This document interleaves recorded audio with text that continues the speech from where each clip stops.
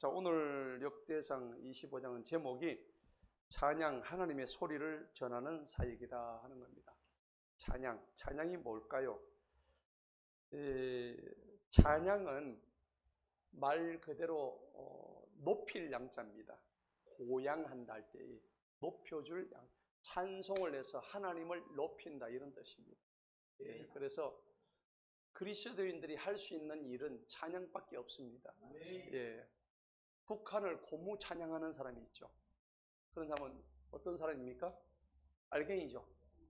빨갱이들은 북한의 사상을 고무하고 찬양한다 해가지고 간첩죄로 들어가는데, 간첩죄가 없어질 지금 뭐 얘기도 있는데 없으면 안 됩니다. 우리나라 간첩 있어야 됩니다. 간첩죄가. 근데 오늘 여기는 이 찬양이 아니고 하나님을 찬양한다.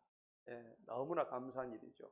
우리가 해야 될 일들인데, 찬양이라는 것은 하나님의 말씀을 노래 가사에 담아서 하나님께 올려드리는, 그래서 그 노래가 우리의 영을 살리는 겁니다. 아멘. 여러분, 오늘 우리가 찬양을 했잖아요. 하니까는 몸도 뜨거워지고 마음도 열려지고, 그동안에 내가 이렇게 지나간 한 주간을 살아오면서 내 몸속에는 뭔가 찌꺼기, 먼지, 이런 독들이 찬양을 통해서 빠져나간 느낌, 그런 걸 조금 느낍니까? 이걸 느껴야 이게 찬양의 뭡니까? 참 본질을 아는 거예요. 자, 그런데 이제 예언적인 찬양이라고 했을 때 찬양 사역이 뭘까? 영적인 정체성, 그리고 찬양을 하려면 어떤 준비를 해야 될 건가라는 구체적인 이야기들이 오늘 여기에 나와 있죠. 자, 그래서 1절을 한번 보도록 합니다. 자, 또한 다윗과 군대 대장들이 아삽과 헤만과 여두둔의 아들들 중에서 어떻게 구별합니까? 거룩히 구별합니다. 여러분, 우리는 거룩히 구별된 자 맞습니까? 우리가 구별되는데 세상에서 살면서도 세상과 구별된 자들입니다. 하나님의 자녀들은 특징이 그래요. 거룩이 빠지면은 하나님의 자녀가 될 수가 없습니다. 세상 사람인지 하나님의 사람인지를 구별하는 제일 큰 기준이 바로 뭐라고요? 거룩이다, 거룩. 홀리니스. 그래서 우리가 이 거룩, 우리가 예배 찬양 드릴 때에 8절에 보면은 뭐라고 되어 있습니까? 그렇죠. 8절에 보면 거룩, 이렇게 되어 있단 말이에요. 거룩이 너무나 중요한 거예요. 내가 거룩하니 너희도 거룩하라. 베드로전서 1장 16절에 그렇게 되어 있죠. 내가 거룩하니 너희도 거룩해야 됩니다. 근데 우리가 거룩하지 않죠. 때로는 타락하고, 때로는 이렇게 거룩에서 자꾸 이제 빠져나가려고 그러고, 우리 인간의 속성이 그렇죠. 거룩하면 거룩하라고 말씀 안 하시겠죠. 원래부터 거룩했으면 그렇게 말씀을 안 하세요. 거룩하지 않으니까. 그렇죠? 거룩하지 않으니까 거룩하라고 얘기하는데, 오늘 거룩히 뭐 했다고요? 1절에? 구별되는 거예요. 구별. 그래서 우리는 거룩하게 구별된다. 구별된다는 것은 뭔가 다르다는 것입니다. 이 집단과는 다른 집단이다. 분리돼 가지고 떨어져 나오는 거룩한 집단이다. 그런 겁니다. 자, 거룩히 구별된 사람들인데, 자, 아삽 시편에 보면 여러분들 다윗의 시도 있지만 누구의 시도 있죠? 아삽 시도 있었죠. 그러니까 아삽은 찬양 대장이었단 말입니다. 그래서 아삽이 시편을 많이 썼죠. 그래서 시편에 보면 주로 다윗이 많이 썼지만은 아삽도 썼다는 겁니다. 굉장히 이 거룩히 구별된 자들만이 성경을 쓸 수가 있는 거예요. 첫 번째 아삽, 헤만, 여두둔. 여러분, 여두둔의 악장에 맞추어서 쓴 노래 보셨죠? 성경에 보면 그런 거 많이 보셨죠? 여두둔의 악기에 맞춰서 이렇게 했답니다. 오늘 여기 다 사람들 이름입니다. 자, 그런데 하프와 솔트리. 하프는 아시죠? 하프 보셨나요? 하프 이렇게 쫙 해가지고 드렁드렁 하는 거죠. 여인의 허리를 감싸듯이. 맞습니까? 잘 모르시는가 봐요. 남자분들 여인의 허리를 감싸듯이 아내의 허리를 이렇게 좀 해주셔야 됩니다. 근데 이 하프가 그런 음색을 내는 거예요. 솔트리는 뭡니까? 솔트리는 오늘날로 치면은 검은고, 가야금 다 무슨 악기입니까? 현악이죠. 현악은 뭐냐면 줄로 된 거예요. 줄을 튕겨가지고 그 다음에 활을 쓰는 거예요. 맞죠? 바이올린, 첼로, 비올라 이렇게 완전히 그런 거를 현악기라는 거예요. 두드려서 하는 것은 무슨 악기? 타악기. 그죠? 또 그 다음에 그러면 피아노는 무슨 악기일까요? 건반악기죠. 건반악기인데 두드려 가지고 뭘 치는 거예요? 현을 치죠. 여기 있는 현을 치는 거죠. 여기를 치면 여기에 줄이 딱 떨어져 저기 있는 전부 다 현이 다 있습니다. 그러니까 타악기도 되지만 사실은 현악기에 들어가는 거죠. 그렇죠. 이거는 두드리는 게 아니라 전자악기, 전자악기고. 그 다음에 이제 뭡니까? 여러분들 금속으로 돼가지고 불면 빵 나오는 게 무슨 악기입니까? 관악기죠. 근데 번쩍번쩍 금처럼 생긴 거는 금관악기. 맞죠? 그렇습니다. 호른이라든지 트럼펫이라든지 이런 거 다 이제 악기의 구분을 우리 하는 거예요. 마치 제가 잘 아는 것 같이 얘기하죠. 사실 잘 모릅니다. 그냥 상식으로 제가 말씀드리는 거예요. 제가 상식으로, 여러분들 상식으로 받으시면 됩니다. 저는 음악을 잘 모릅니다. 그런데 이게 이제 오늘 찬양에 대한 얘기를 하는데 찬양에는요 여러 악기들을 지금 동원하잖아요. 동원하는데 고유의 악기가 다 있어요. 예. 그래서 똑같은 이렇게 현인데도 불구하고 콘트라베이스는 통이 커요, 적어요? 커죠. 예. 큰 거는 소리가 고음이 나와요, 저음이 나와요? 저음이 나오죠. 예. 바이올린은 어때요? 통이 작죠. 통이 작으면서 음은 고음이 나와요.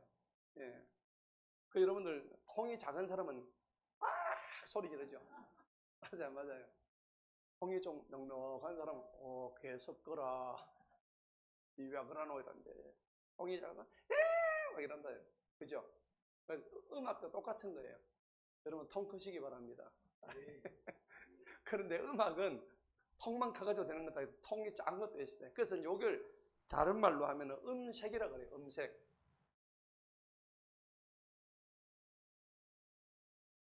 음색이에요. 음에는 다 색깔이 있다는 겁니다. 예. 그러니까 모든 악기의 가장 기초가 되는 화성의 기초가 되는 악기가 바로 피아노입니다. 피아노. 맞죠? 피아노는 화성의 중심이 됩니다. 화성이 뭐냐? 소리가 화음이 된다는 얘기입니다. 그래서 이걸 화성이라고 조화로울 화자죠. 그죠? 화성이라고 하죠. 소리 성자. 갑자기 성자가 생각나요. 화성. 그죠? 조화로운 음이죠. 조화로운 음. 그래서 여러분들 화성을 우리가 공부를 하면은 사중주가 되죠. 사중주, 사중창. 사중창 하면 좋아요, 안 좋아요? 여러분 사중창 하실 수 있나요? 베이스 해보신 분, 테너 해보신 분이 없네요. 장로님 뭐 하셨어요? 알토. 알토는 여자가 하는 거예요. 베이스죠. 엘토 자기 음역을 가지고 있는 분 손 들어보세요. 엘토예요? 소프라노? 메조 소프라노? 메조인지 뭐 메조인지 뭔 말인지 어쨌든 소프라노도 하이가 있고 일반 소프라노 있고 그러니까 알토가 좀 있고 약간 좀 여성으로 좀 저음인 거 있는데 요런 음들이 어울려 가지고 음계가 다르죠. 음계가 다른데 이 음계를 음색을 내는데 쓰는 거예요. 그래가지고 바이올린은 높은 음을 내가지고 아름답게 내주는 겁니다. 그러니까 우리가 이런 거를 이제 잘 봐야 돼요. 오늘 여기 무슨 악기가 나옵니까? 하프, 솔트리, 심벌제는 뭡니까? 탕 치는 거죠. 이거는 음악의 추임을 나타내는 겁니다. 맞죠? 여러분 젓가락, 막걸리 뭐 젓가락 한번 두드려 보셨죠? 안 두드려 보셨나? 두드려 봤는데. 니나노 하면서 막 두드리면 어때요? 그게 추임새가 되고 장단이 맞죠? 고전은 없죠. 일단 장단은 들어가요. 박자는 비트가 들어간단 말이에요. 맞죠? 박자가 들어가요. 딴따라단딴따 이런 식으로. 그죠? 젓가락 가지고 막걸리 한 잔 먹고 따다다 막 두드리고. 예. 그럼 스트레스 좀 풀리죠.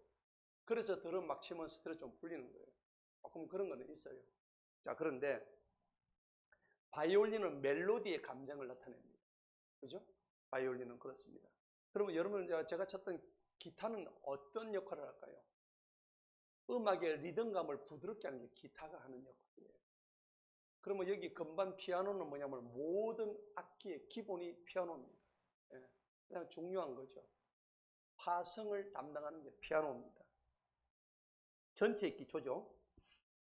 예, 그리고 이제 예를 들어서 뭐 여러분 플룻이 있죠. 플룻은 고음이 많습니다. 그리고 이 악기가 자체가 이 가늘기 때문에 고음이면서 음색이 굉장히 고와요. 그래서 플룻은 천상의 느낌을 줍니다. 예. 근데 사람의 이 마음의 주파수가 가장 많이 닮은 악기가 뭘까요? 현악기 중에. 현악기 중에. 첼로. 첼로가 이 주파수를 보면은 우리 인간의 내면에 가장 편안한 주파수가 같대요. 예. 그래서 바이올린을 들으면은 조금 신경 써요. 근데 첼로음을 들으면은 굉장히 안정적이에요. 그래서 첼로음은 땅의 울림이라 그러고 사람의 내면의 소리와 같다고 해가지고 첼로가 굉장히 편안한 거예요. 아기들 잘 때 보면 첼로의 편곡을 통해서 그 아기들 자는 음악을 많이 작곡을 해놓은 게 있어요. 그리고 이제 비 오는 날은 바이올린 무담도 이렇게 아름다운 첼로로 찬양을 들으면은 첼로 찬양 들어보셨어요? 많이 들어보셨죠? 예, 예. 그 우리 열두들 선교에 보면은 정 목사님이 첼로 맞죠? 예. 정 목사님이 막 첼로 연주하시는 거죠. 자, 이와 같이 오늘 보니까는 하프와 솔트리와 심벌 이 세 가지만 나와 있는데 사실은 여러 가지 악기들이 많았었어요. 근데 이걸 가지고 뭘 하겠다 했습니까? 예언을 하는 거예요. 여기서 예언은 뭡니까? 성령의 감동으로 하나님의 말씀을 선포하는 게 예언입니다. 예언한다 해가지고 헛소리 하면 됩니까? 아니죠. 예언한다 해가지고 자기의 소리를 내면 안 되는 거예요. 예언하는 자는 성령의 감동 없이 얘기하면 그건 거짓말 되는 거죠. 그래서 성령의 감동을 받아가지고 누구 소리를 내야 돼요? 하나님 소리를 내야 되는 거예요. 하나님의 말씀을 선포해야 되는 거예요. 근데 뭐 자기의 막 생각을 집어넣어가지고 하면은 그건 가짜 예언이죠. 그래서 거짓 선지자들이 얼마나 많이 났습니까? 발람을 보세요. 그렇죠? 예. 그러니까 발람 같은 경우는 거짓 선지자잖아요. 근데 오늘 여기 보니까는 예언을 하게 하였으니 그들이 섬기는 일에 따른 일꾼의 수는 이러하니라. 그래서 이제 악기마다 고유의 음식이 다 다른 거예요. 그러니까 똑같은 도인데 피아노 도하고 여러분 바이올린 도하고 음색이 같아요, 달라요? 다르잖아요. 피아노는 똥 하는데 바이올린은 쌩 한다고. 이유가 맞나요? 띵 하고 피아노는 똥 이렇게 하고 그렇죠? 똥 하여튼 음색이 그렇게 다르다는 겁니다. 예. 그래서 하나님은 왜 이렇게 다른 악기를 만들게 하셨을까요? 사람이 다 저마다 다르잖아요. 그 영적인 교훈이 있다는 겁니다. 여러분 우리가 내가 잘났다고 하면 그 악기 하나만 가지고는 풍성한 이 음이 안 나오는 거예요.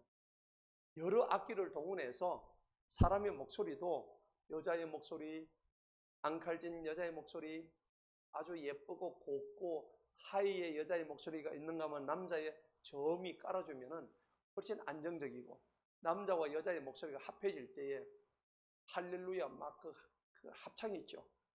얼마나 은혜스러워요. 그걸 여자만 한다고 생각해 보세요. 얼마나 좀 앙칼지겠어요. 남자만 한다 생각해 보세요. 얼마나 멋이 없겠어요. 그죠? 하고 그죠? 그러니까 하나님은 남자와 여자의 음색을 조화롭게 해가지고 이렇게 이제 만드시는데 악기도 마찬가지예요. 이거는 우리한테 영적인 의미가 있어요. 너희들도 각자의 고유의 소리를 내지 말고 화음을 이루라 하는 것을 우리한테 오늘 말씀하고 있단 말이에요. 우리 공동체에서 화음을 이루어야 되는 거예요. 아셨죠? 예, 이걸 우리한테 오늘 가르쳐 주는 거예요. 2절을 한번 보십시다. 2절에 보니까 아삽의 아들들 중에서 삭굴과 요셉과 느다위와 아스렐라와 뭐 이렇게 쭉 나오죠. 그래서 왕의 명령을 따라서 예언했고, 여두둔의 아들에는 뭐 이렇게 이름이 쭉 있습니다. 그러면서 3절 마지막에 봅시다. 그들의 아버지 여두둔의 수하에서 하포를 가지고 뭘 하면서? 예언하면서 또 뭐 했습니까? 감사하며 또 주님을 찬양했습니다. 세 가지 했죠. 예언하고 감사하고 찬양하는 거예요. 여러분, 우리가 이걸 잘해야 되는 거예요. 하나님의 사람은 예언, 여러분도 예언할 수 있습니다. 어떤 예언일까요? 성경에 나와 있는 것을 그대로 예언하세요. 목사님, 나 예언의 은사가 없는데요. 아니에요. 우리 모두 예언의 은사가 다 있습니다. 계시록에 나오면은 예수님이 오신다고 했죠. 그거 예언하세요. 말씀 예언하면 되잖아요. 우리는 다 예언자예요. 맞아요, 맞아요. 예. 그러니까 내일부터 오늘 이 설교 듣고 내일부터 전부 다 예언하러 다니세요. 할렐루야! 쫄지 말고 예언하시라고. 예수와 믿으면 지옥 간다고 예언하시란 말이에요. 배운 대로 하면 돼요. 왜 예언을 못해요? 예언은 제가 방금 말씀드렸던 내 소리 하지 말고, 예, 말씀을 있는 그대로 전하는 그게 예언이에요. 성령의 감동으로 하나님의 소리를 선포하는 게 예언이라고. 예. 그게 일반적인 예언의 의미인데, 이제 우리가 좀 더 구체적으로 들어가면은 하나님의 성령의 감동을 받아가지고 미래의 일을 알리는 게 예언으로 그렇게 우리가 얘기하는데, 사실은 미래의 일은 하나님 우리한테 얘기 성경에 이미 말씀 다 하셨잖아요. 계시록의 일들은 전부 다 예언이죠. 계시록은 전부 다 예언이잖아요. 앞으로 장차 이루어질 일들, 그걸 미리 하나님 말씀을 사도 요한을 통해 우리한테 미리 알려주신 거예요. 그걸 믿느냐 안 믿느냐의 차이죠. 우리는 믿어요, 안 믿어요? 우리는 믿고 있단 말이에요. 근데 세상 사람은 그걸 안 믿잖아요. 문제는 거기서 차이 나는 거예요. 안 믿는 그들과 믿는 우리들의 차이가 거기 있는 거예요. 그게 예수 믿으라면은 사람들 뭐 안 믿잖아요. 확률은 몇 프로예요? 가서 죽어서 천국이 있을 확률 몇 프로? 50%. 없을 확률 50%. 근데 안 믿는 사람은 전부 다 없을 확률에 전부 다 그런 거예요. 멍청이야, 안 멍청이야? 멍청이지. 내 같으면 있는 쪽으로 걸겠다. 그죠? 그 지가 잘났으니까. 예, 바보 같으니까 이런 생각을 한단 말이에요. 좀 안타까워요. 기왕이 죽잖아요. 우리 다 죽을 목숨 아닙니까? 그래서 기왕이 죽는데 굳이 지옥이 없다는 쪽에 믿었다가 죽어보니까 지옥이 있어. 땅을 치고 후회하도 돼요, 안 돼요? 안 됩니다. 우리는 지옥이 있다고 믿고 천국이 있다고 믿고 하나님이 계시다고 우리는 믿는 사람들이에요. 믿는 자에게 복이 있도다. 아멘. 예. 믿는 자에게 하나님께서 우리한테 영생을 주십니다. 이걸 우리가 믿어야 되는 거예요. 자, 그런데 오늘 보니까 세 가지란 말이에요. 예언하고 그 다음에 뭘 해야 됩니까? 감사하는 거예요. 감사. 따라서 합시다. 감사합시다. 감사해야 되는 거예요. 날마다 감사. 이래도 감사, 저래도 감사. 한 대 얻어맞아도 감사. 오늘 황 권사님 뭐 손가락 이래 좀 다쳐도 감사. 맞죠, 권사님? 예, 아멘 안 해. 예. 여러분, 자빠져도 진짜 감사해야 돼요. 코를 깨도 뭐 뒤통수 안 깨지는 것도 감사하지 뭐. 그죠? 예, 예. 그래서 우리가 다시 한번 일어날 힘이 있다는 거예요. 우리가 일어날 수 있는 능력을 하나님이 주시거든요. 그 능력 받으시기 바랍니다. 근데 우리가 세상과 다른 게 그거예요. 세상 사람들은 한번 자빠지면은 거기서 끝나버려. 근데 우리는 그게 아니죠. 예. 그리고 세 번째 우리가 주님을 찬양하는 겁니다. 자, 찬양은 뭡니까? 찬양은요, 정의를 한번 내려봅시다. 찬양은 영적인 제사입니다. 그럼 우리가 이제 구약에서는 뭐 예배를 안 그러고 제사라고 이제 얘기를 많이 했죠. 자, 영적인 제사입니다. 그 다음에 이제 우리가 두 번째는 뭐냐면 믿음의 고백입니다. 찬양이란 게. 여러분 찬양할 때 믿음을 고백 안 하고는 찬양이 나와요, 안 나와요? 안 나오죠. 교회 처음 나온 사람들 찬양이 입이 안 떨어진대요. 근데 막 안 나온 사람인데 처음 와가지고 찬양 듣는데 막 눈물이 쏟아지고 그런 사람 얘기 들어보셨나요? 그런 사람은 이미 하나님이 다 점지한 사람이에요. 예. 그래서 여러분들이 찬양 부르거나 들을 때에 한 번쯤은 눈물이 콱콱 쏟아져야 돼요. 예. 눈물 안 쏟아집니까? 쏟아져요? 그럴 때 눈구녕을 찌르세요. 팍팍 찔러야 돼, 눈구녕을. 찔러가지고 그 눈물이 팍팍 나와야 돼. 예. 콧물은 나와요. 콧물도 나오고. 좋아요. 눈물, 콧물까지 다 나와야 돼. 침도 흘리고. 아니, 뭐, 다이어트 침 흘렸잖아요. 뭐. 자, 그런데 세 번째는 뭐냐니까는 찬양을 하면요. 하나님의 임재가 있습니다. 그게 하나님 임재의 통로가 임하는 겁니다. 할렐루야. 자, 그래서 이 찬양이라는 것은 너무나 중요한 거예요. 우리 인생에 있어서. 우리 신앙사 첫째는 영적인 제사고, 두 번째는 내 믿음을 고백하는 거고, 찬양을 통해서. 세 번째는 찬양을 하는 순간에 성령님이, 하나님의 영이 우리한테 막 임재하는 거예요. 그 찬양 해야 되겠어요? 안 해야 되겠어요? 해야 됩니다. 그래서 우리가 찬양을 하는 거예요. 마음과 영혼을 당해서 하나님을 향하도록 인도하는 그런 역할을 하는 거죠. 그런데 이제 이게 찬양을 할 때 이제 우리가 의미를 이렇게 부여하자면 성경적인 의미가 여러 가지가 있습니다. 성경적인 의미가 뭐냐 그러니까는 이것이 하나님의 위대하심,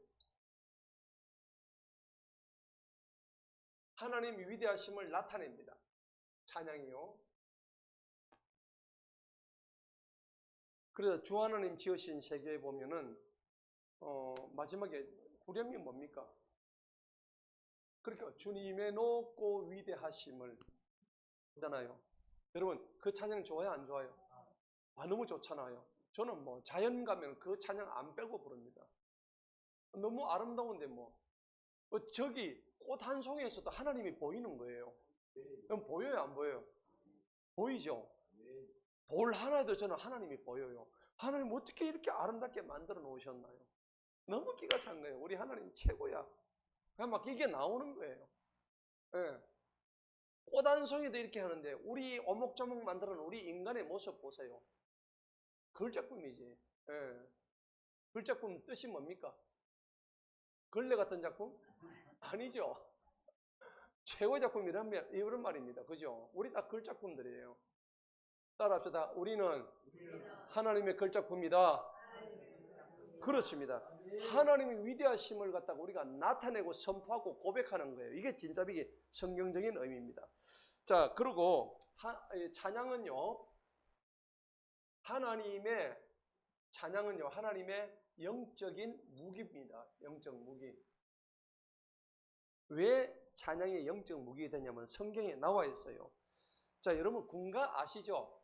남자들은 군가를 많이 부르잖아요. 불렀잖아요. 그러면 사나이로 태어나서 벌써 이 군기 빠졌네 내가 보니까. 야, 아유 뭐 잘하시네. 예. 이랬는데 우리는 옛날에 이래 안 불렀어. 사나이로 이렇게 불렀다고. 벌써 이제 나이가 먹으니까 사나이로 이게 무슨 그죠? 예. 아 이게 벌써 나이 먹은 태가 나죠. 그런데 군가를 부르면은 장병들이 어때요? 군인들이 힘이 나요 안 나요? 나죠? 예. 사나이로 태어나가지고 뭐 한번 죽겠다는데 뭐가 겁이 나? 군가를 부르면 사기가 충천하는 거예요. 예. 그래가지고 우통 먹고 예. 뭐 못할 게 없는 거, 날라다니고 뛰내리고 다 하는 거예요. 예. 죽으라면 죽는 거예요. 군인은. 자, 그런데 오늘 우리가 찬양할 때 하나님의 군대가 도움이 되는 거예요. 역대하 20장 봅시다. 찬양할 때 어떤 일이 벌어지는지. 역대하 20장.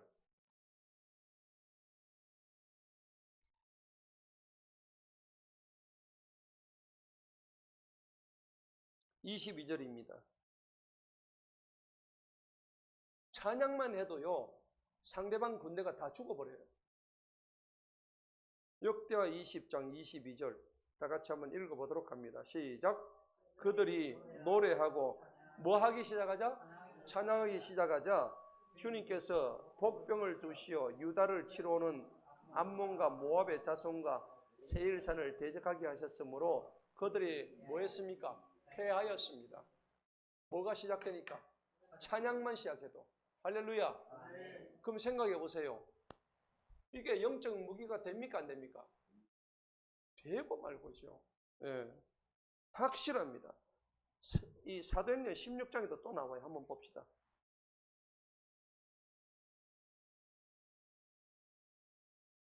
사도행전 16장에 보면 25절입니다.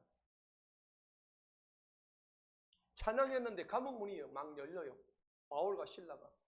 여러분 아시죠? 자, 사도행전 16장 25, 26 다 같이 한번 읽어봅니다. 시작. 한밤중에 바울과 실로가 기도드리고 하나님께 뭘 불러요?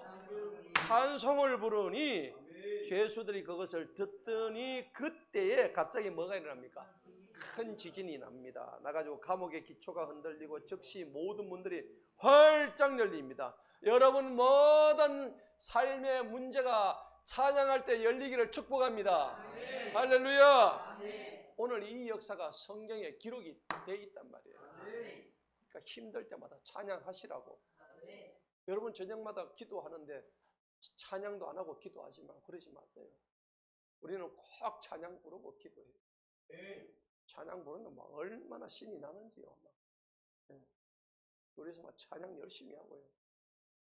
그러니까 여러분들이 찬양을 자꾸 하면은 한 몇 곡 하다 보면 막 마음도 뜨거워지고 그 가사가 내 가슴을 막 후벼 들어요.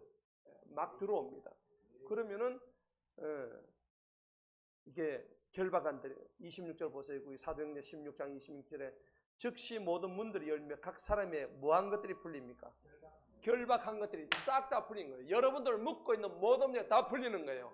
할렐루야. 그래서 찬양하는 거예요. 그 우리 교회에서 찬양할 때는 어떻게 됩니까? 입 다물고 있어야 돼요. 입을 벌려야 돼요. 입이 찢어지도록 벌려야 돼. 아멘. 예, 입이 막 찢어지도록 벌려야 돼. 그래가지고 소리를 지르고 하나님 찾고 얌생이처럼 가만히 앉아가지고 남들 부르는데 자기는 혼자 그러면 안 돼요. 하나님 안 기뻐하셔요. 못해도 박수를 치고 막 군대 박수 아니십니까? 해병대 박수 막 이런 거 막 치고 그죠? 예, 이렇게 함으로써 내 마음도 뜨거워지고. 물론 조용하게 할 때도 있지만은 전체가 그런 분위기가 갈 때는 그게 맞춰야 되는 거예요. 예. 앞으로 우리 찬양 시간에는 이렇게 찬양합시다. 분명히 제가 오늘 성경에서 알려드렸잖아요. 여러분 결박하는 게 다 풀어진다 했죠. 암몬과 모압 군대가 찬양 시작하니까 자빠졌죠. 완전히 다 패해버렸습니다. 그래서 뭐냐? 영적인 무기가 되는 게 찬양이란 말이에요. 이 찬양 너무나 중요한 거예요. 그리고 이제 하나님의 임재를 불러오는 통로입니다. 아까 이거 얘기했죠. 하나님의 임재를 불러오는 통로인데, 자, 이것은 시편 22편을 한번 보십시다.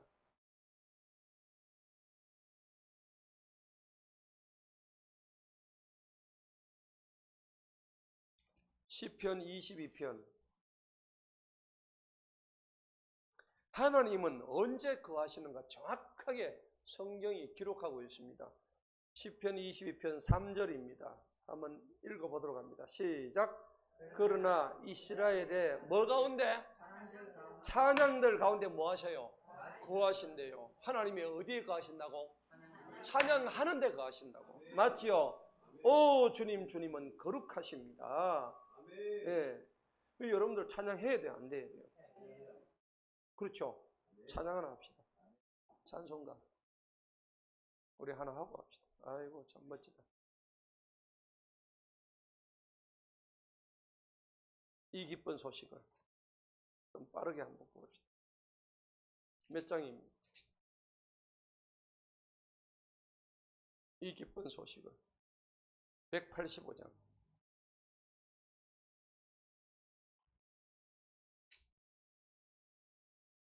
성령이 오셨습니다. 지금 185장. 지금 성령이 오셨어요. 우리한테. 맞죠?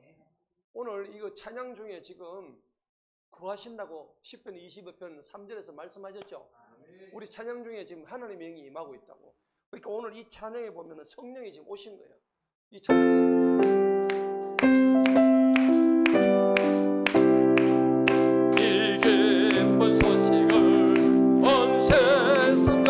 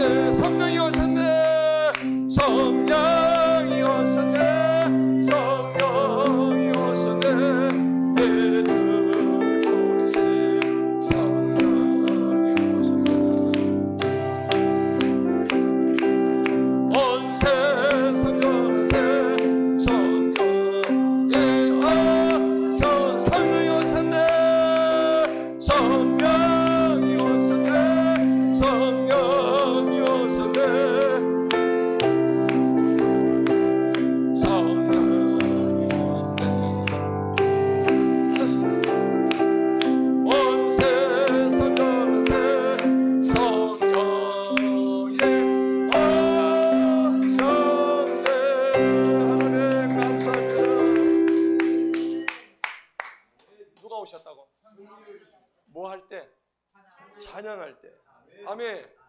10편 22편 3절이 이 소리입니다. 우리가 찬양하는데 성령이 지금 오신 거예요. 날마다 찬양해야 돼요. 자, 그래서 우리 하나님께서는 우리에게 이런 것들로 계속해서 찬양하게 만드시고, 오늘 아삭과 헤만과 여두둔의 아들들한테 전부 다 이런 식으로 찬양하게 만드시는 거예요. 예. 5절에 보니까는 헤만의 아들들은 뭘 들었어요? 나팔을 들었죠. 5절 보면 본문 보세요. 나오죠? 예, 나팔, 이렇게 금관악기, 트럼펫 막 이런 거. 그러니까 여러분들 트럼펫이 제일 좋은 게 뭡니까? 신호를 보낼 때 제일 멀리 들리고 소리가, 그죠? 소리가 아주 그냥 멀리까지 갈 수 있는 게 트럼펫이란 말이에요. 그 쇠에서 나오는 소리이기 때문에 그 정도로 강한 소리란 말이죠. 그래서 나팔을 불게 했다고. 6절에 보세요. 이들은 모두 그들의 아버지 수하에서 심벌제와 솔트레와 하프로 주님의 전에서는 다 형제간들이죠. 그리고 하나님의 전을 섬겼으니 아삭과 여두둔과 헤만에게 내린 왕의 명령에 따라, 중요한 것은 다윗 왕의 명령에 따라서 이렇게 각자가 분담을 했다는 겁니다. 아멘? 아멘. 네. 이와 같이 그들의 형제들과 주님의 노래를 배워서 익숙하게 된 모든 사람의 수가 몇 명입니까? 288명입니다. 288명을 12명으로 나누니까는 12를 하면 몇 명이 나올까요? 24개가 나와요. 그래서 우리가 지난주에 우리가 했잖아요. 16 더하기 8명 해가지고 24반을 만들었다고 그랬죠. 지난 시간에 배웠죠.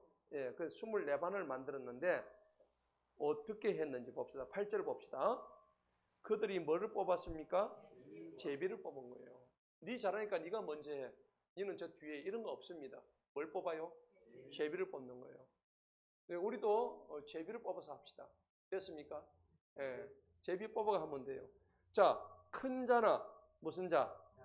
작은 자나 선생이나 제자가 서로 조가 짜여졌다고요. 앞뒤가 있어요, 없어요? 없죠? 예, 그냥 공평하게, 공정하게 전부 다 똑같이 그렇게 조를 짜가지고 했단 말이에요. 예. 그래서 9절 보니까는 첫째로 뽑힌 것이, 제비 뽑힌 것이 아셉의 요셉이에요. 둘째는 그다리네요. 셋째는 삭구려, 이스린이 너다냐고 뭐 쪼개가지고 몇 번째까지 나와요? 24째까지 나오죠? 예. 자, 이렇습니다. 자, 오늘 이제 말씀의 이제 결론을 제가 맺겠는데, 오늘 이 말씀의 이제 핵심이 뭐냐? 모든 자가 동등하게 사역했다는 것입니다. 예. 그래서 은사는 다 다양한데 공동체 안에서 하나님께서 제비를 뽑아가지고 한 거는 뭐냐? 서로 겸손하라는 거예요. 그럼 제비 뽑은 것에 대해서 이렇게 내가 불만을 표하면 돼요, 안 돼요? 안 되죠. 하나님의 질서를 의미하는 거예요. 그러니까 여러분들 찬양을 하는데 하나님의 질서가 깨지면 그 찬양 하나님 안 받으신다는 겁니다. 아멘. 이게 굉장히 중요한 거예요. 하나님이 주신 은사로 섬기는 거지, 예, 내 주장으로 섬기면 안 된다는 거예요. 여기 나오는 288명은 전부 다 찬양대원이에요. 오늘로 치면 오디션 통과한 사람들이에요.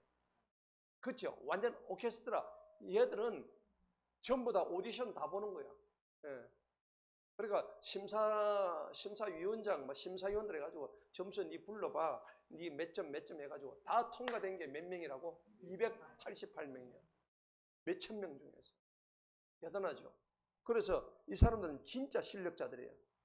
근데 그렇다 해가지고 여기서 뭐 선생이나 뭐 제자를 뭐 앞뒤 봐주고 이런 게 전혀 없고 전부 다 뭘 뽑아요?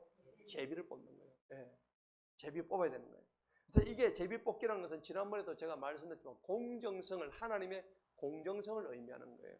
예. 그리고 여러분, 은혜를 끼치는 데서는 항상 질서가 필요한 거예요. 교회 내에서는 항상 질서가 있어야 되는 거예요. 오늘 여러분들이 24반을 뽑는 과정에서 하나님께서 뭘 우리한테 말씀하세요? 제비 뽑는 걸 말씀하는 거예요. 어떤 사람의 순서대로 뽑은 게 아니에요. 그냥 일괄적으로 제비 뽑았다는 거예요. 예.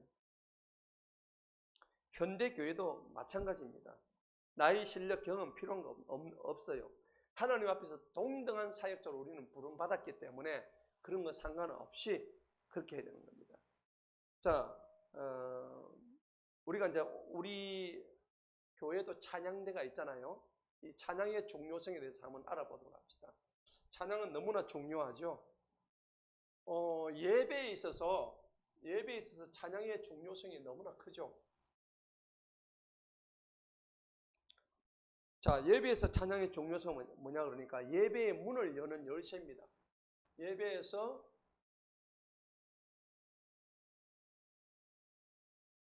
찬양의 중요성이 얼마나 큰가? 중요한 겁니다. 첫째는요, 예배의 문을 여는 겁니다.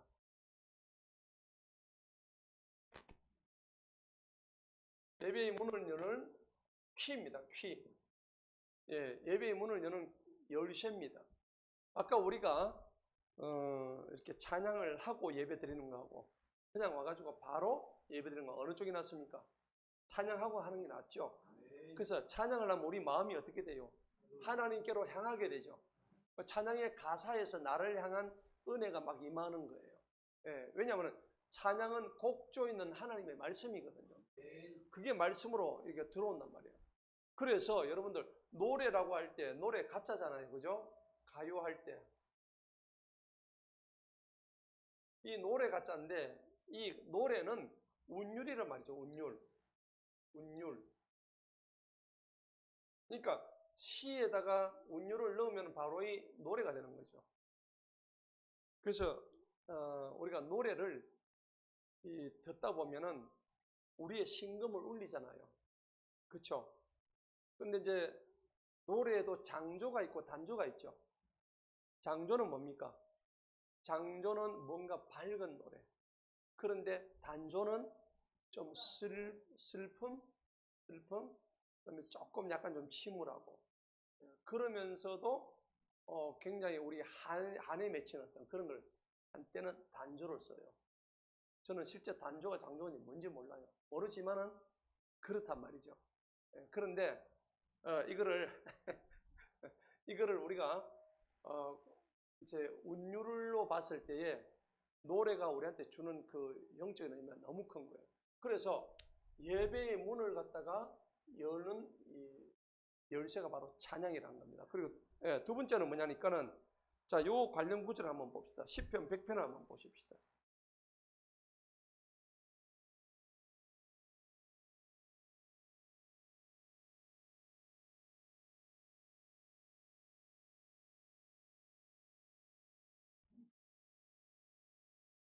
시편의 100편 이후의 모든 구절들은 보면 찬양시입니다. 찬양시. 자, 시편 100편에 보면은 1절 보세요. 너희 온 땅들아 주님을 향하여 즐겁게 뭐합니까? 소리칩니다. 예. 이 막 소리치는 거야. 주님 감사합니다 하고 막 주님 얼굴을 찾고요. 그 다음에 2절은 기쁨으로 주님을 섬기라. 또 뭐 하면서 나가라고요? 노래하면서 나가래요. 누구한테? 하나님한테.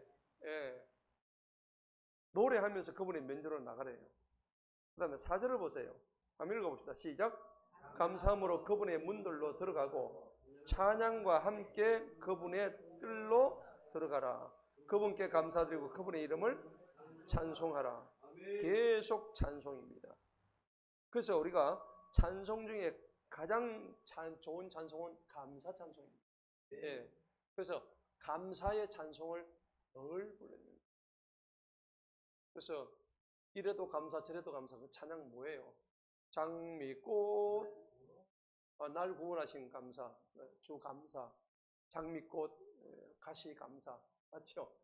쓰레기통에 있어도 감사, 모든 게 감사죠, 맞죠? 이 감사가 되어야 됩니다. 그러니까 찬송은 감사에서 막 계속 나와야 됩니다. 감사하지 않은 사람은 찬송이 나와야 안 나와요? 안 나오는 거예요. 그러니까 여러분들 너무나 내가 감사하죠. 여러분들이 찬송이 나온다면 여러분들의 삶에 감사가 있다는 겁니다. 감사 없는 사람 입을 안 열어요. 불평하는데 무슨 찬송이 나오겠어요, 그죠? 맞죠? 자, 그래서 오늘 말씀과 기도를 이제 여는 그 영적 도구입니다. 자, 그다음 두 번째로 보니까는 회중의 참여를 이끌어냅니다.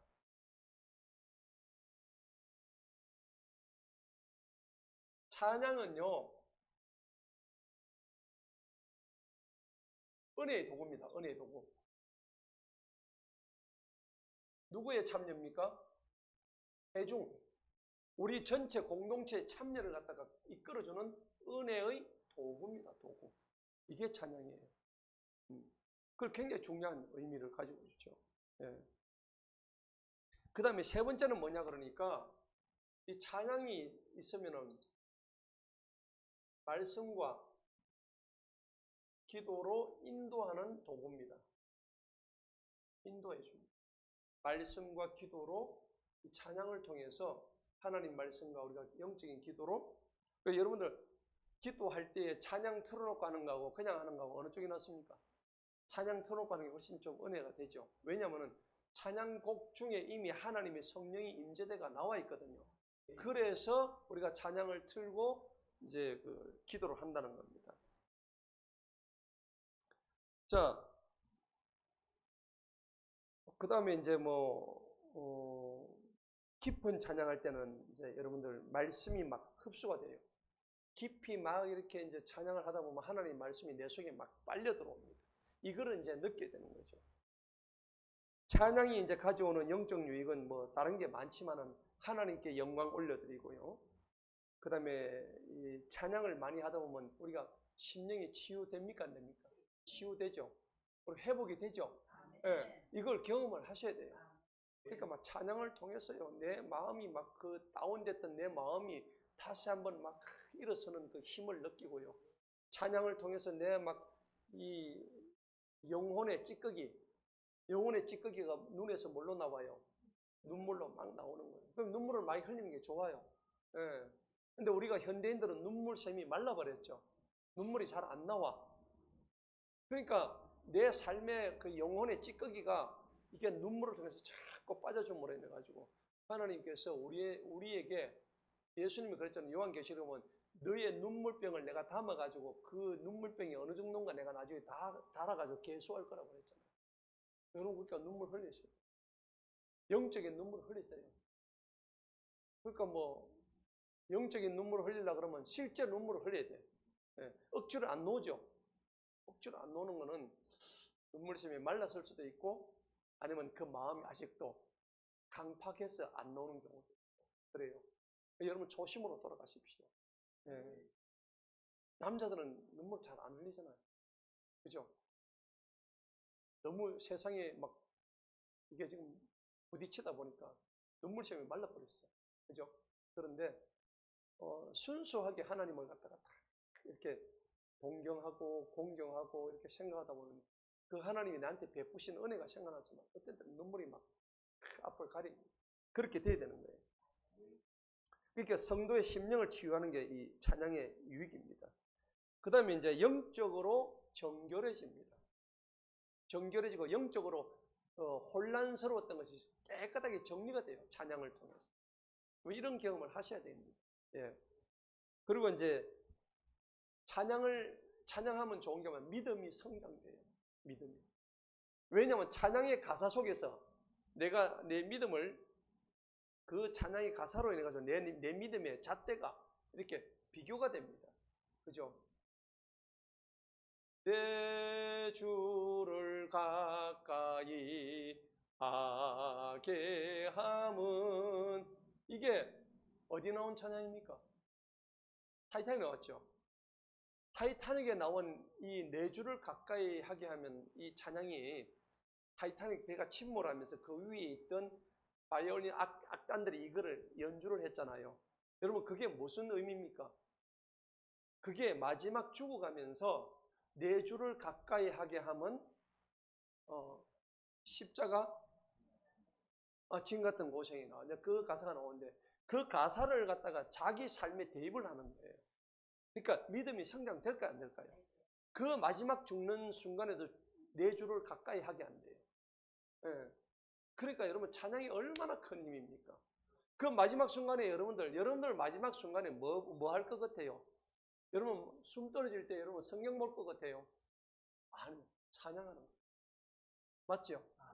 여러분 숨 거두기 전에 하나님 날 받으소서 그러면서 막 하늘에서 천사들이 막 옵니다. 천사들이 이건 직접 경험했던 분들이, 임사체험을 하셨던 분들이 하는 얘기예요. 막 저기서 찬양대원들이 와가지고 받아준대요, 자기를. 근데 올라갔더니 하나님께서 너 조금만 더 있다가 와. 한 3년만 더 있다가 와. 그래가지고 도로 내려온 분들이 엄청 많아요.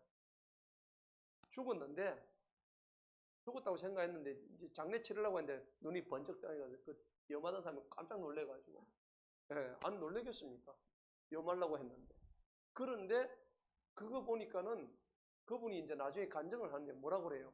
아, 내가 죽으니까 하늘에서 막 군대가 내려와가지고, 천사들이 와가지고 막 이렇게 자기를 환영해주고 이름을 불러주고 막 그러더래요. 근데 임사체험하는데 이 간병하시는 분들의 간증을 제가 들어보니까는 예수 안 믿는 사람들은 너무 놀라운 거였죠. 오지마, 오지마 그런데, 네, 누가 오는가 봤더니 그냥 세상 말하면 염라대왕이 와가지고 자기 잡으러 오는 거예요. 근데 우리가 영적으로 하면 그 마귀들이 오는 겁니다. 시커먼 마귀들이 검은 옷을 입고 와가지고 끌어가려고 목을 잡아 당깁니다. 그러니까 이제 마지막 죽으면서 나한테 오지마, 오지마 소리치는 거예요. 이제 이런 걸 다 보는 거야. 예. 마지막에 이제 임사 하는 분들 얘기. 그러니까 내가 그 책을 봤는데 우리 한 1,500명의 임사자들 마지막을 이제 보니까는 예수 믿는 사람들은 참 그렇게 평안해가지고 너무 평안하대. 우리 어머님이 가실 때 천사같이 가셨어요. 우리 외할머니도요 그렇게 평안한 얼굴로. 우리 어머님은 하나님 감사함까지 하고 막 돌아가셨대. 내가 못 봤잖아. 우리 재수 씨가 마지막을 봤거든. 나는 그 뒤에 15분 뒤에 도착을 했어. 근데 가서 15분 뒤에 보니까 천사 같아, 얼굴이. 너무나 뭐 할렐루야 뭐 그러면서 천사가 막 보이고. 근데 오늘 여기 보니까는 믿음이 성장되고 이 찬양 가사 속에 진리를 막 노래하는 것이 나옵니다. 그리고 이제 찬양을 잘하면요 공동체가 연합이 돼요. 예, 이 한 덩어리가 된다. 예, 너무나 중요한 거죠. 자, 오늘 말씀의 결론을 맺겠습니다. 여러분, 이 찬양은요 성경에 보면 곳곳에 찬양하라는 얘기가 너무나 많이 나오는데, 여러분 그러면은요 찬양이 이 땅에서만 될까요? 아닙니다. 천국 가면요 찬양합니다. 찬양밖에 없어요. 성경에 기록되어 있다니까. 여러분 천국 가면 뭐 하겠어? 고스톱 칠 것 같아요. 찬양한다고. 성경에 계시록에 기록이 되어 있다고. 한번 찾아보도록 하겠습니다. 계시록 5장을 한번 보십시다. 그러니까 이 땅에서 찬양 안 하면 뭐 저 올라가면 찬양 곡도 몰라. 예? 여러분 그래서 찬양 많이 하시라니까. 자, 계시록 5장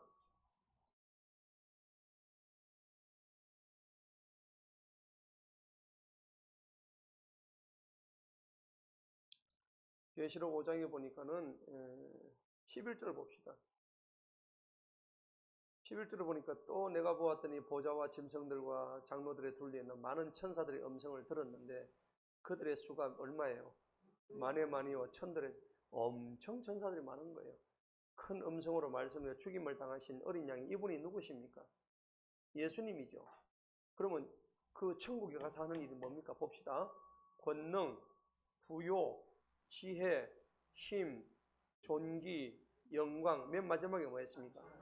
찬송을. 예, 그거 받아 합당하십니다. 우리가 올라가면 찬송하는 거예요. 명확하게 나와 있어요. 예. 자, 그 다음에 계시록 7장을 한번 보십시다. 7장.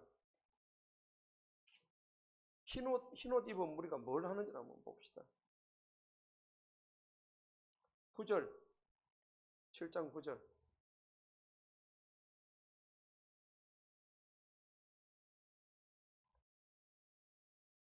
자, 9절 한번 읽어보도록 합니다. 시작. 이일 후에 내가 보니 보라 모든 민족들과 족속들과 백성들과 어느 데 아무도 능히 셀 수 없는 큰 무리가 흰 예복을 입고 그들의 손에는 종려나무를 들고 보좌 앞과 어린 양 앞에 서서 큰 음성으로 외쳐 말씀드리기를 구원이 보좌 위에 앉으신 우리 하나님과 어린 양께 있다. 이게 뭐냐면 바로 찬양이거든요.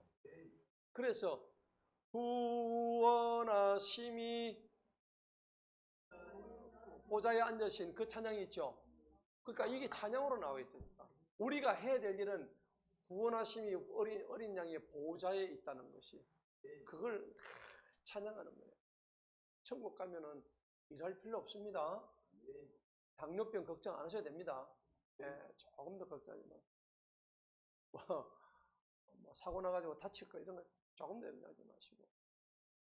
얼마나 지금 우리 인간의 이 기쁨, 여기서 누리는 나가고는 비교할 수 없을 정도의, 근데 너무 좋으면 지겨워서 어떻게 하지요? 목사님, 난 지겨워서 조금 지옥 가서 놀다 올게요. 이럴 필요가 전혀 없어요. 여기서 지겹다는 의미는 인간이 가지고 있는 죄의 속성 때문에 지겨운 거예요. 그렇잖아요. 우리는 아무리 즐거워도 그 즐거운 걸 조금 하면 실증이 나요, 안 나요? 나는 이유가 뭘까요? 우리 죄 때문에 그래요, 사실은. 죄가 아니면 실증이 안 나요. 내가 쾌락을 갖다가 좀 느끼고 있는데, 이 쾌락이 여기까지 왔는데, 그 쾌락을 내가 느껴서 기분이 참 좋다. 그러면 그 인간이 그 다음에 뭘 생각할까요? 요 쾌락보다 어떤 쾌락? 더 큰 쾌락, 좀 더 색다른 쾌락, 맞죠? 요걸 찾는다니까. 그럼 우리 속에 무슨 속성이 있다고? 죄의 속성이 있다고. 이 죄 때문에, 이 죄란 놈 때문에 계속 딴 거를 찾는단 말이에요. 그러면 생각해 보세요. 우리 천국 가면은 이 죄의 속성이 있어요, 없어요? 아예 없죠. 우리 죄의 씻음을 예수님으로부터 받은 거예요. 예수님의 뭐에 의해서? 십자가의 보혈로 인해서. 맞죠? 이거로 우리는 모든 죄를 씻음 받은 거죠. 그래서 우리는 구원 받았죠. 구원 받아서 우리는 어디로 들어갑니까? 천국으로 들어가는 거예요. 거기 들어가면은 실적 낼 이유가 전혀 없는 거예요. 이거는 우리가 상상을 지금 못해요. 이 땅에 아무리 즐거운 것도 거기 비교도 할 수 없다고. 너무나 놀라운 것들이에요. 자, 그래서 시편 34편을 한번 봅시다. 시편 34편.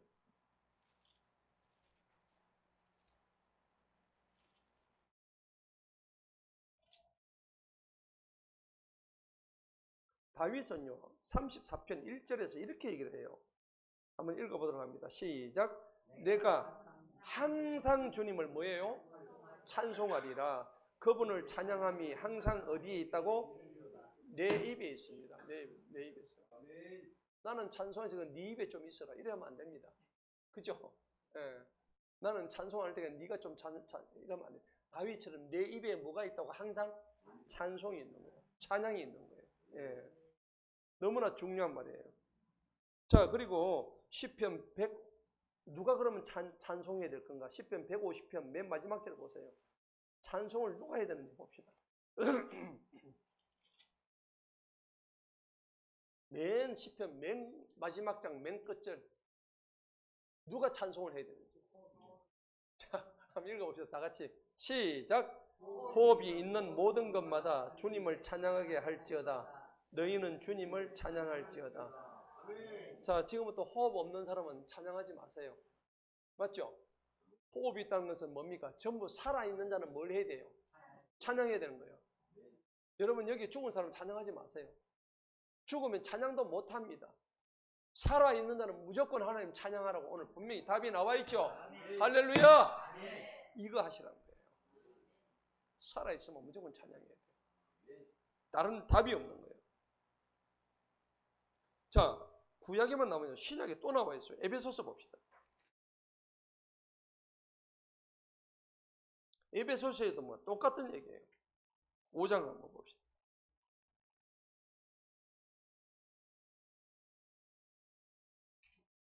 에베소서 5장 18절 다 같이 읽어본다. 시작. 술 취하지 말라. 거기에는 지나치게 하는 것이 있나니 오직 뭘로 충만해라? 성령님으로 충만해요. 예. 주님으로 충만하세요. 다른 주님 말고. 예. 자, 19절 읽어봅니다. 시작. 성시와 또 뭐와? 찬송과 또 뭐요? 영적인 노래들로 서로 화답하고 주님께 너희의 마음으로 곡조를 만들어 노래하며 20절 모든 일에 우리 주님 예수 그리스도의 이름으로 하나님 아버지께 감사드리며 21절 하나님을 두려워함으로 너희 자신을 낮추어 다른 이에게 복종하라. 아멘. 계속해서 여기 신약시대에도 거룩한 시, 그 다음에 찬송, 영적인 노래, 너희 마음에 뭘 만들어요? 곡조를 만들으라고. 그냥 막 흥얼흥얼 해라는 얘기입니다. 이거 하면은 하나님께서 우리한테 모든 것을 주신다는 겁니다. 아멘.